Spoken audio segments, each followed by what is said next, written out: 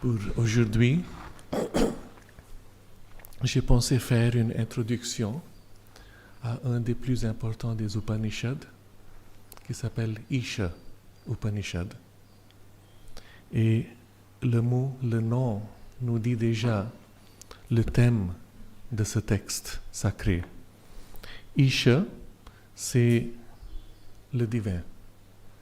Mais le son Ish, qui est un son racine dans sanskrit, ça indique quelqu'un qui est seigneur. Et l'aspect d'être seigneur, c'est de possession et de se réjouir de ce qu'on possède. Alors Isha, ça représente l'aspect du divin qui possède toute la création, toute la manifestation, qui entre dans la manifestation et se réjouit de tout le jeu de la manifestation. Alors dans la vision védique, le monde n'est pas créé comme dans les traditions abrahamiques. Il y a l'idée qu'il y a un Dieu et il crée un monde qui est séparé de lui-même et puis il nous donne des lois qu'on doit obéir, sinon on est puni. Mais cette idée d'un créateur et une création séparée n'existe pas en Inde dans la tradition védique. Alors dans la tradition védique, il y a seulement une réalité. Et cette réalité est divine.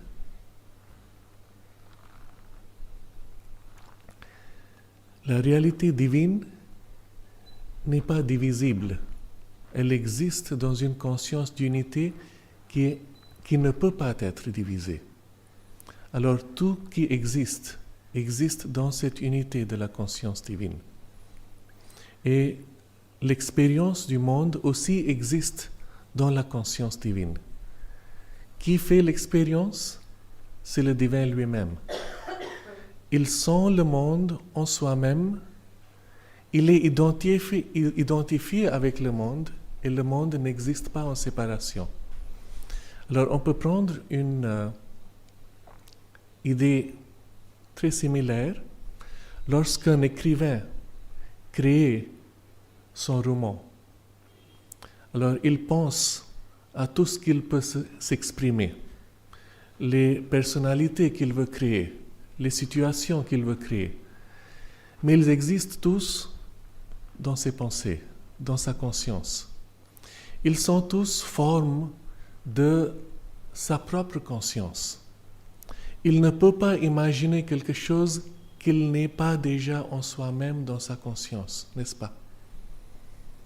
C'est pour ça les écrivains, ils essayent de développer ou d'acquérir des expériences de la vie de plus en plus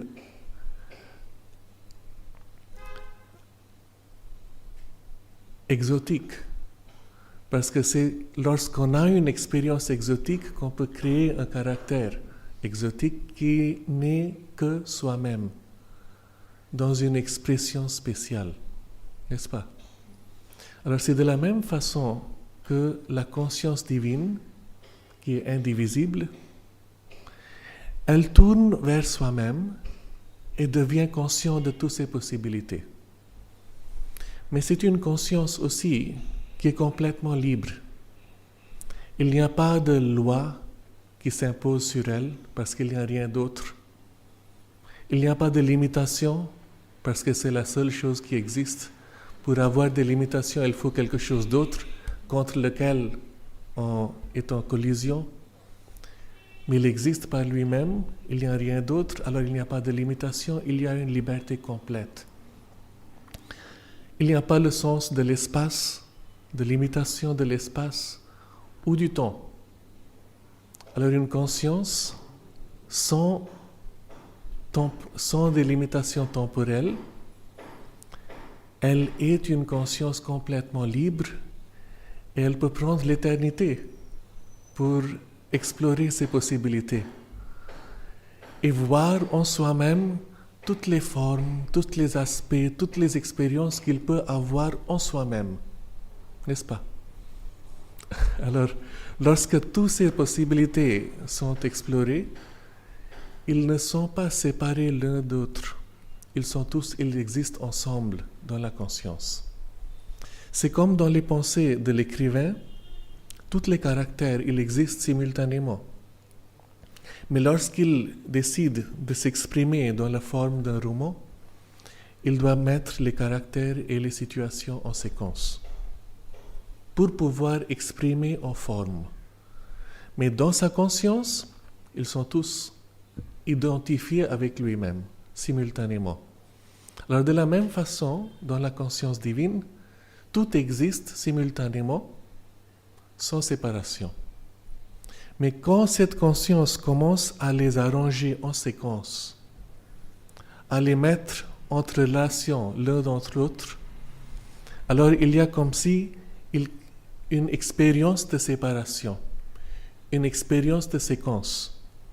Et c'est ça qui crée pour nous l'expérience de l'espace et du temps. Alors dans la conscience originale, créatrice divine, il n'y a pas d'espace, il n'y a pas le temps. Mais l'espace et le temps sont comme si ils s'expriment lorsque cette conscience commence à s'arranger et mettre toutes ces possibilités infinies en relation entre eux. Et nous sommes une partie de cette conscience et être en ça, on a l'expérience d'une séparation de l'espace et une séquence de temps. Alors, c'est un peu philosophique peut-être, mais c'est simple, on peut comprendre ça, et ça, c'est la partie la plus difficile. Une fois qu'on a passé ça, tout est plus simple. Okay? Alors, dans la conception védique, la manifestation n'est seulement que l'unité qui s'exprime dans la multiplicité, en soi-même, de la même façon qu'on a décrit, comme un roman, comme une expression de soi-même, de toutes ces possibilités infinies. Arrangées en séquence et en relation. Et c'est ça qui est l'univers. L'univers existe dans la conscience du divin, elle n'est jamais séparée.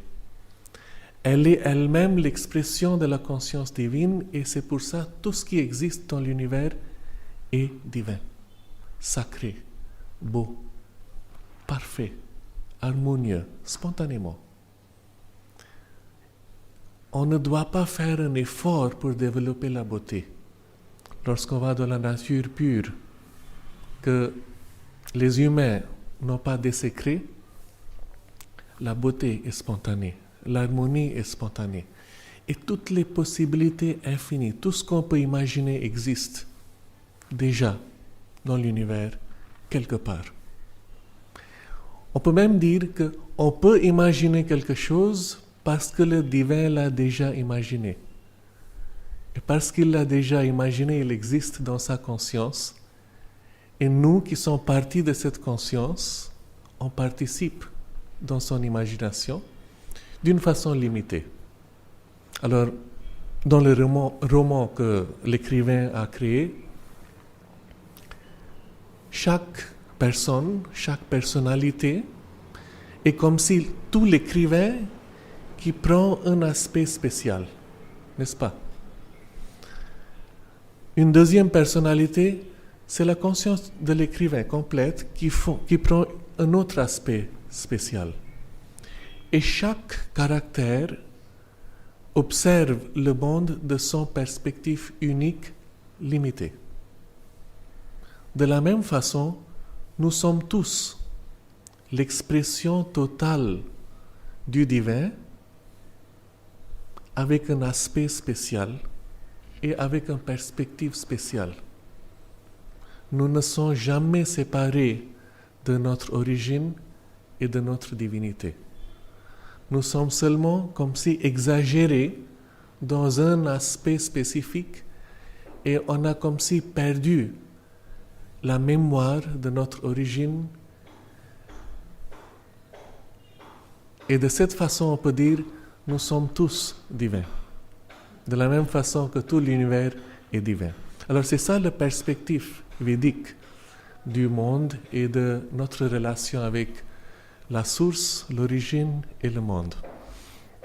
Alors une fois qu'on a compris ça, beaucoup de problèmes philosophiques et moraux deviennent très simples. Parce que si le divin crée un monde, on demande toujours pourquoi il a créé un monde qui a tant de malheur, tant de chagrin et même une perversion.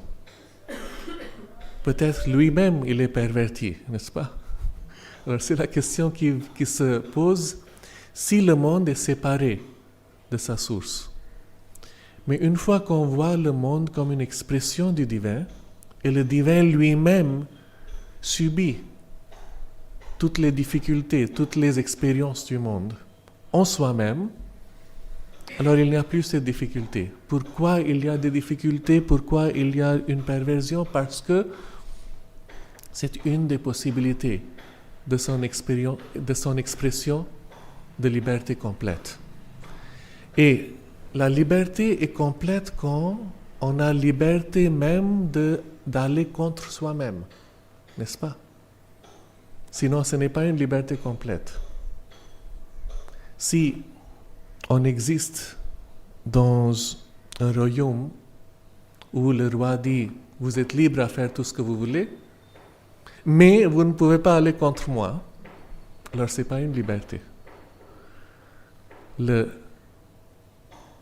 L'expérience de la liberté complète inclut l'expérience d'aller en contradiction avec la source de la liberté. N'est-ce pas? Alors, un monde qui exprime la liberté totale du divin inclut la possibilité d'aller contre l'expression divine. Et c'est ça qu'on voit comme la perversion et comme le evil, le mal. Mais c'est une expression du jeu de la manifestation. Si on le voit de cette façon, le problème est beaucoup plus simple. Il y a aussi la question du souffrance alors. Pourquoi est-ce qu'on souffre? Si tout est une expression du divin. Et là, la perception védique, yogique, nous dit que la souffrance elle-même, c'est seulement une apparence, presque illusoire. Pas complètement, on le sent. C'est pas une illusion, mais c'est une apparence, c'est un phénomène. C'est pas une réalité essentielle. Et on nous donne je vous donne deux exemples. Le premier exemple, c'est lorsqu'on observe un théâtre. La personne qui joue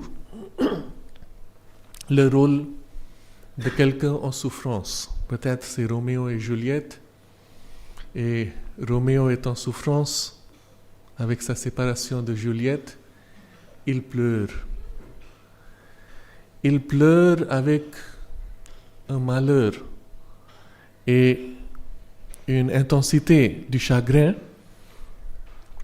Et nous qui observons le théâtre, on s'identifie avec lui et peut-être on pleure aussi. Et lui, lorsqu'il pleure, il pense en soi-même, dans son cœur secret, « Ah, aujourd'hui, c'est si bien fait. » Il est content. De la même façon, nous, qui observons, qui pleurent avec lui, on pense aussi en soi-même, à un niveau secret, « Ah, c'est une performance superbe aujourd'hui. » Et lorsque tout est fini, on se réjouit et on exprime notre joie avec des claps, n'est-ce pas? Des applaudissements. Mais qu'est-ce qu'on applaudit? La façon duquel il pouvait nous prendre dans cette expérience de douleur. Et c'est de la même façon que l'âme a l'expérience de la douleur dans la vie. L'âme, c'est la partie en nous qui sait son identité avec la source divine, qui n'a pas perdu la connexion et la continuité de cette unité. La personnalité qu'on a s'est formée de plusieurs niveaux de conscience, et à travers tous ces niveaux, à la surface, c'est comme si on a perdu la connexion. On a oublié notre origine. Et c'est cette idée qui vient dans la tradition chrétienne lorsqu'on parle du péché original. N'est-ce pas, Sin? Du péché original. Et c'est la même idée qui a été un peu perdue, un peu confondue dans la transmission, qu'il y a dans le mouvement de la manifestation une perte de du sentiment d'être complet. C'est comme si on est entré dans une conscience qui est brisée. Et c'est ça le péché original. Mais le mot péché, dans l'original qui est aramaïque, c'est pas la même chose, c'est pas quelque chose de moral. C'est la division, c'est briser, la conscience brisée. Et c'est exactement la même idée dans la tradition yogique. Notre conscience est comme si brisée. Et parce qu'on est brisé, on ne sent plus la relation vraie qui existe secrètement. Et la partie dans nous qui sent cette relation, on l'appelle l'âme, elle a toujours la joie. Mais la partie superficielle de notre personnalité qui est brisée, déconnectée de la source, elle sent la douleur. Alors il y a dans un des Upanishads la description de deux oiseaux, un qui s'assoit en haut de l'arbre, un qui est en bas. Celui qui est en bas, il entre dans l'expérience de manger le fruit. Celui qui est en haut, il ne mange pas le fruit. Mais celui qui mange le fruit en bas, il a la douleur. Parce que il est comme si perdu. Il oublie qui il est. Et il est entré en identification avec l'action de manger et la peur qui vient avec ça. Parce qu'on a toujours peur, peut-être le fruit ne sera pas là demain. Peut-être que c'est poisonneux. Peut-être que je n'ai pas suffisamment mangé, peut-être j'ai trop mangé, il y a toujours un problème. On n'est pas libre. Alors, il sent la douleur, mais l'oiseau en haut, il est libre.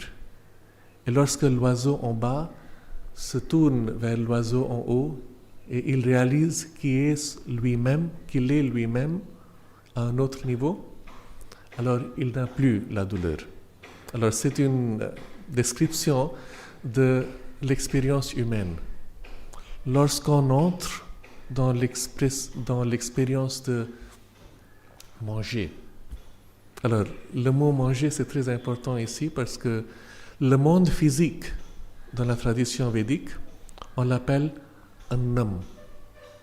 Annam, ça veut dire aussi, au même temps en sanskrit, la chose qu'on mange, et ça veut dire aussi la matière. Et il y a une raison qu'on utilise le même mot pour les deux, parce que le niveau matériel, c'est le seul niveau dans toute la manifestation où chaque chose mange quelque chose d'autre, et même quand il mange quelque chose d'autre, il est mangé soi-même par quelqu'un d'autre.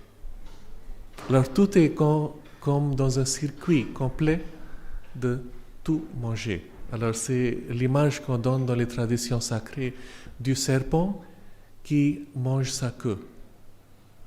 Alors vous avez vu ces images peut-être aussi dans l'Occident, mais l'origine est perdue. Mais c'est l'idée du caractère du monde physique.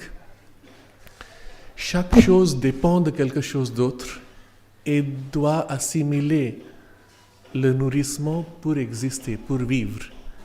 Et en même temps, il est assimilé par quelqu'un d'autre pour vivre. Et ça fait un circuit complet. Rien n'existe en soi-même. Tout dépend d'autre. Alors ici, dans le monde physique, notre personnalité, elle mange. Alors on mange physiquement, on mange psychologiquement. On a toujours besoin de quelque chose d'autre que soi pour le prendre en soi pour être plus complet. La forme la plus pratique qu'il s'exprime, c'est la gourmandise pour tout, le désir. Et ça vient du sens qu'on n'est pas complet. Parce que je ne suis pas complet, je dois essayer de me compléter en prenant quelque chose d'autre qui n'est pas moi. Alors on voit que la conscience divisée, elle sent qu'elle n'est pas complète, elle sent qu'elle doit être complète et elle essaye de se compléter en prenant des morceaux. Mais ce n'est pas possible de manger tout l'univers. Alors, le caractère du désir, c'est qu'il est toujours frustré. Il y a toujours une frustration qui vient avec le désir. On ne peut jamais satisfaire le désir.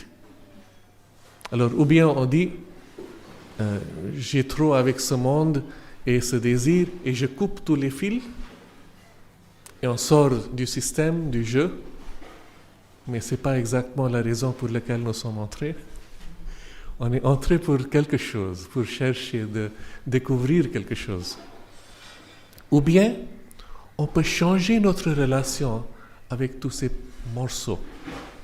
On peut changer cette expérience d'être brisé, d'être séparé.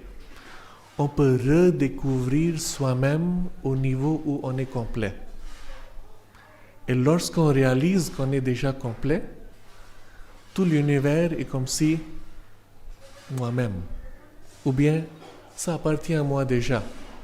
Et ce n'est plus nécessaire d'aller arracher ou de prendre de quelqu'un d'autre ce qui appartient déjà à moi, n'est-ce pas?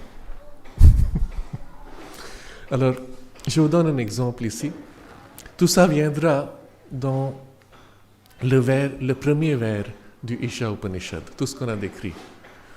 Je vous donne un exemple, mais comment ça se passe? On voit que si j'avais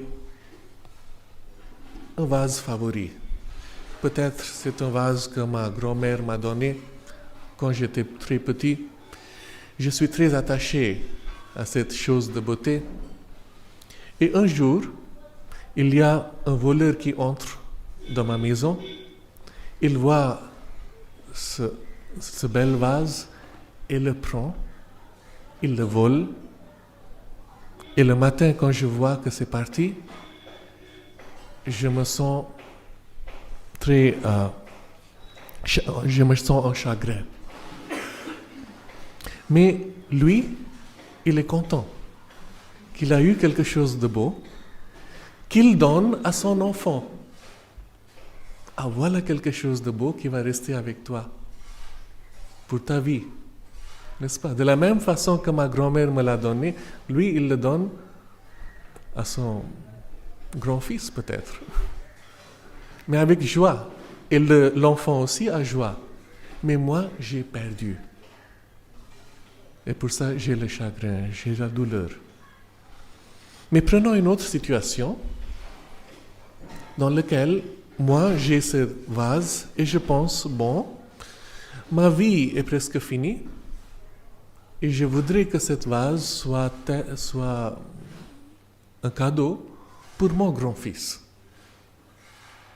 Et je lui donne avec joie, il le reçoit avec joie. Maintenant, il le prend dans sa maison et il est content de le voir, peut-être, mais je ne sais plus. Mais je suis content que c'est avec lui. Quelle est la différence dans le premier cas où c'est allé à quelqu'un, le grand-fils du voleur, et le deuxième cas où le même vase va à mon grand-fils? Dans le premier cas, j'ai la douleur. Deuxième cas, je suis content. C'est quoi la différence entre les deux? C'est quoi qui rend cette chose une cause de douleur et l'autre une cause de joie?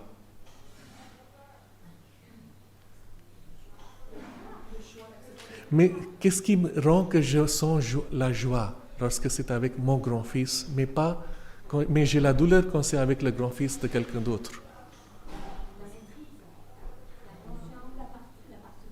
Oui, l'appartenance. C'est mon grand-fils. Le voleur, c'est pas moi. C'est pas ma relation. Tu vois la différence? Lorsqu'il appartient à moi, c'est comme s'il est parti de moi. La chose n'est jamais allée hors de ma maison, de ma conscience. Mais lorsque le voleur l'a pris à sa maison, ce n'est plus ma maison, ce n'est plus ma conscience, ce n'est plus ma famille, ce n'est plus mon univers. Et c'est ça qui rend la douleur. Si on entre dans une conscience, oui, tu comprends? C'est clair? La différence, c'est clair? Appartenance. Attachement. Oui. So when you are identified with someone, it is your family, your own extension. C'est comme si une extension de soi-même dans une autre forme. Vous avez peut-être des enfants, beaucoup d'entre vous. Vous sentez vos enfants, au moins au commencement, dans les premières années, c'est comme si une partie de son propre corps qui s'est séparée.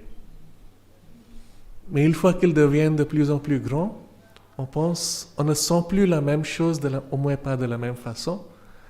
Mais l'enfant ne sent pas ça. Il ne sent pas qu'il est parti de vous, mais vous sentez qu'il est encore parti. Il y a une connexion umbilicale, psychologique, même spirituelle, qui continue à nous donner beaucoup de mal parce qu'il ne fait pas ce qu'on veut.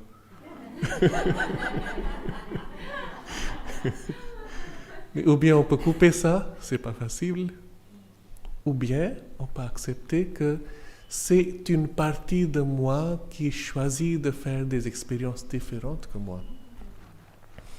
Alors de la même façon, si tout l'univers devient mon royaume, lorsque le voleur prend ce vase de ma maison à sa maison, rien n'a changé. C'est toujours dans mon royaume, n'est-ce pas? Si je prends la monnaie de ma poche gauche et je le mets dans ma poche droite, est-ce que j'ai perdu quelque chose? Non. Et si tous ces gens étaient ma famille, j'ai rien perdu. Et demain, si le voleur vient et je découvre qu'il est en relation avec ma fille et maintenant il deviendra mon beau-fils, tu vois, la situation change. Maintenant, je suis content. Ah, c'est toi qui as le vase.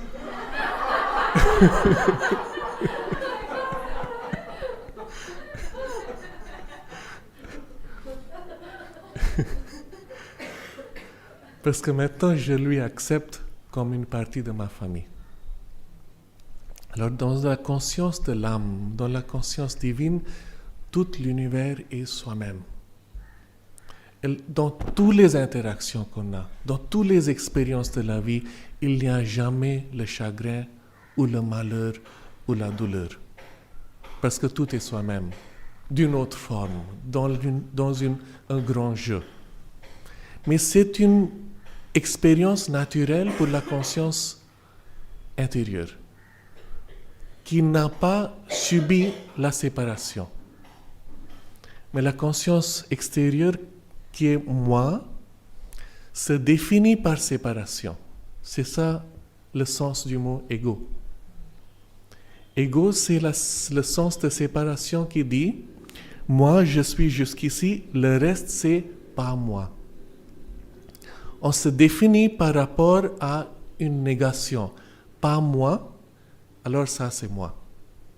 L'univers, c'est pas moi, alors ce qui reste, c'est moi. Okay? Et c'est ça la cause de la douleur. C'est ça qu'on décrit dans la tradition yogique comme l'ignorance. Alors l'ignorance dans la tradition yogique n'est pas une connaissance partielle de l'information, c'est la séparation et l'imitation de la conscience elle-même qui a l'effet de faire que dans notre connaissance, on ne sait pas tout. Dans notre énergie, on n'a pas une capacité complète. Dans notre identité, on est brisé, fragmenté, séparé. Et c'est ça la cause de tout malheur, douleur, chagrin et même le mort. Même l'expérience de mourir existe dans une conscience partielle et brisée. Dans la conscience totale, j'ai mis des vêtements. Maintenant, ces vêtements sont trop petits parce que j'ai grandi trop. J'enlève les vêtements et je prends des nouveaux vêtements. Je n'ai pas changé. Moi, je ne meurs pas. C'est le corps que j'ai pris comme un vêtement que j'ai laissé et j'ai pris un autre. Alors, dans la conscience totale, complète, il n'y a même pas la mort. Il n'y a pas la perversion, ou la douleur, ou le malheur. Tout est une partie d'un jeu. Une partie de ce jeu, c'est se perdre, entrer dans la conscience brisée, fragmentée, souffrir et de se redécouvrir. C'est une partie du jeu qu'on a accepté, qu'on a choisi. Entrer dans le monde dans une expérience limitée. Okay? Alors on jouait quand on est très petit à un jeu qu'on dit en anglais I Spy, cacher, de se cacher, I Spy, cache-cache, oui, en français on dit cache-cache. Alors le jeu de cache-cache, on observe, la joie c'est de se cacher tout d'abord, et la deuxième joie, la plus grande joie, c'est d'être découvert et de découvrir de quelqu'un d'autre. N'est-ce pas? Si on est si bien caché que les autres ne peuvent pas nous découvrir, alors on sort un petit peu pour être découvert.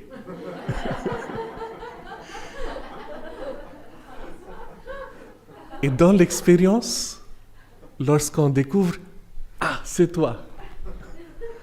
ça donne une joie extrême. La joie de se cacher est aussi une joie. Il y a une tension, il y a une expectation qu'on va être découvert. Alors c'est plutôt la joie qu'on aura lorsqu'on sera découvert qu'on sent au commencement. Mais la vraie joie, c'est la joie du découvert. Alors c'est de la même façon que nous, dans notre conscience éveillée, on entre dans une expérience où on perd notre conscience pour être découvert et pour se découvrir. Oui? C'est pour ça qu'on est entré dans cette expérience de la vie. C'est beau, n'est-ce pas? Oui? Oui? Alors lorsqu'on observe un petit bébé, il a une curiosité extrême. Il veut découvrir tout, il veut essayer de jouer avec toute possibilité, n'est-ce pas? Même une balle qu'il laisse tomber, ça lui donne une joie extrême. Ah, ça rebondit. Ah. Alors, c'est cette joie qui appartient à l'âme. La personnalité n'est pas encore formée avec une rigidité qui couvre l'âme. Alors la curiosité et la joie du jeu est là dans l'enfant. Et tu vois, avec l'enfant, on peut jouer des jeux comme ça, on se cache, on se voit, vous. Et lui, ça lui fait beaucoup de plaisir de jouer avec ça, n'est-ce pas? Qu'est-ce qu'il voit? Qu'est-ce qu'il sent? C'est le jeu que l'âme a choisi de jouer, de se cacher et se découvrir. Mais même ce mouvement petit, c'est suffisant pour se rappeler de ça et la joie que ça nous donne. Alors ce n'est pas une joie émotionnelle, c'est plutôt une joie essentielle. On utilise le mot en anglais « delight », la joie de l'existence. Et c'est pour ça, Sri Aurobindo, que même dans la douleur extrême, on ne veut pas terminer la vie. On continue parce qu'il y a une joie même à exister. La douleur, c'est superficielle. Cette joie plus profonde, elle est toujours cachée derrière. Et on peut découvrir cette joie en soi. Alors c'est ça qui est la perspective védique dans une forme un peu comprimée, mais on voit tout ça, toutes ces idées comprimées dans un vers, dans le premier vers du Isha Upanishad. Et la formule, la méthode des Upanishads, c'est précisément de capturer une perspective océanique et l'exprimer dans une forme de sutra. Alors le mot sutra, en sanskrit, ça veut dire une bobine d'un fil. La bobine est très petite. On peut mettre ça dans la poche.